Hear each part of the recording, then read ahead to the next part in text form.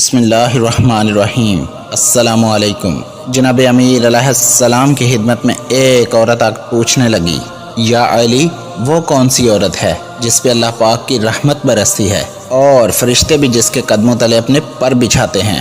بس جیسے ہی یہ پوچھا گیا تو جناب امیر علیہ السلام نے فرمایا، اے عورت، یاد رکھنا، میں نے اللہ پاک کے پیارے رسول صلی اللہ علیہ وآلہ وسلم سے سنا کہ جو عورت کم خرچ کرتی ہے تو اللہ پاک اس عورت پہ اپنا نور برساتا ہے، رحمت برساتا ہے، اور فرشتوں کو اللہ پاک حکم دیتا ہے کہ یہ عورت جس کے اخراجات اپنے شوہر کے لیے کم ہیں، اس کے قدموں تلے اپنے پر بچھاتے رہو، اور یوں وہ گھر اللہ پاک کی برکت، رحمت اور نور تلے رہتا ہے۔ جس گھر میں وہ عورت رہتی ہے جو اخراجات کو کم رکھتی ہے، فضول خرچی سے دوری اختیار کرتی ہے اور اپنے شوہر کے لیے عزت، گھر میں امن اور سلامتی کا سبب بنتی ہے۔